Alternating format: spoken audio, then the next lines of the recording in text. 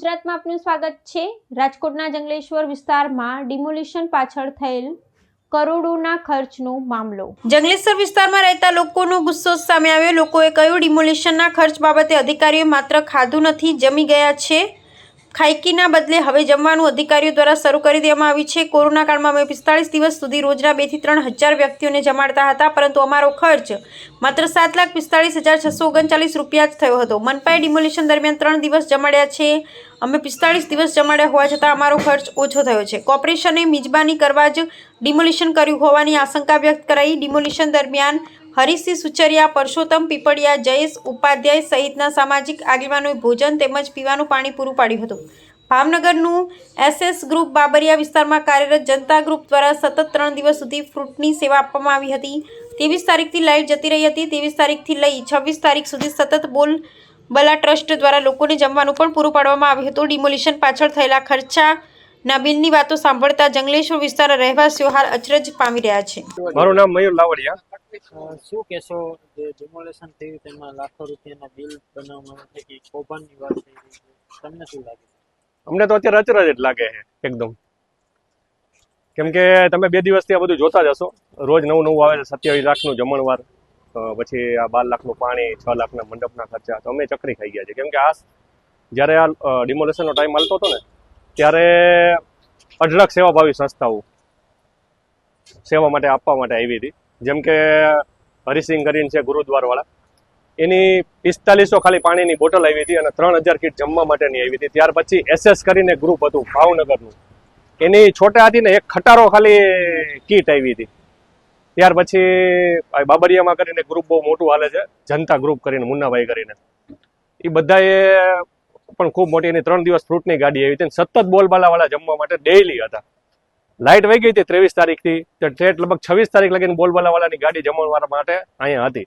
તો હું આપણે બિલ જોઉં તો ચકરી ખાઈ જાઉં કે પાણીના 12 લાખ રૂપિયાના બિલ થાય અને ઓલા લોકો જમાડે એના બિલ નથી થતા। વિનુભાઈ દવાએ લગભગ કાલની બાઇટમાં બહુ સારી બાઇટ આપી કે ભાઈ હું ચકરી ખાઈ ગયો કે આવડા બિલ હોય। અને આપણે સૌરાષ્ટ્રમાં રહી, ભલા મને ખાલી એટલું કીધું હોય કે પાણી પીવું હોય એટલે કોઈ પણ અધિકારીને પાણી હું જમાડી હોત નથી। આ વિસ્તાર એ રીતનો છે જ્યાં હિન્દુ અને મુસ્લિમ પહેલેથી વર્ષોથી રહેતા હોય। 65% હિન્દુ રહે, 35% મુસલમાન રહે। મેં અગાઉ પણ ઘણી વાર તમને કીધું છે કે ત્યાં 35% મુસલમાનની વસ્તી છે, છતાંય શેરીએ શેરીએ સબીલ હોય અને શેરીએ શેરીએ જમણવાર હોય 1 મહિના માટે। જો એ પીછે પાણી નથી કરાવતા ખવડાવવામાં, બરાબર 7મ 8મમાં જમણવાર ચાલુ હોય આયર સમાજમાંથી। આપણે સૌરાષ્ટ્રની વાત કરીએ તો ચોટીલા હાલીને જાય, દ્વારકા હાલીને જાય, તો નાકે નાકે માણસો ખવડાવવા ઊભા હોય અને ત્યાં ખવડાવવાના જો સરકારને આવડા બિલ થતા હોય તો એ ચકરી ખાઈ જાય। તો આ તો સારું કહેવાય નથી થતું, બાકી 1000 માણસો કોઈ નો કરે નારાયણને 1000 માણસો મરી ગયા હોય અને જો પબ્લિકને નહીં ને આ લોકોને જો અગ્નિદાહ દેવાનું થયું હોય તો લાકડાનું બિલ ચંદન જેવડું કરી દે।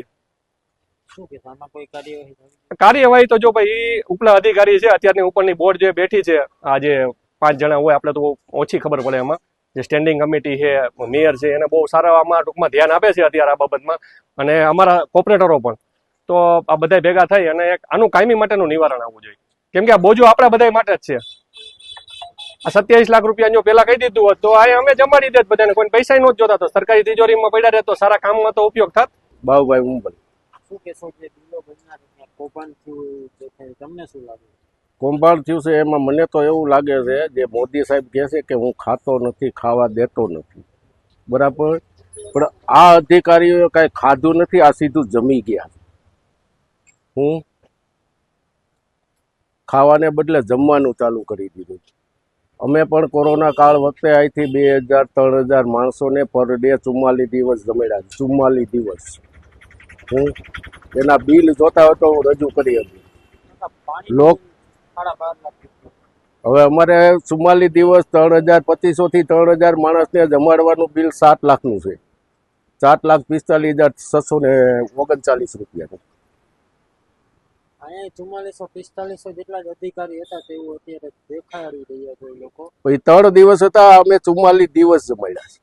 આમાં તો કાજુ કતરી જેવું છે। હા, અહીંયા કાજુ કતરી નહોતી, અમારે રોટલી શાક જમતા।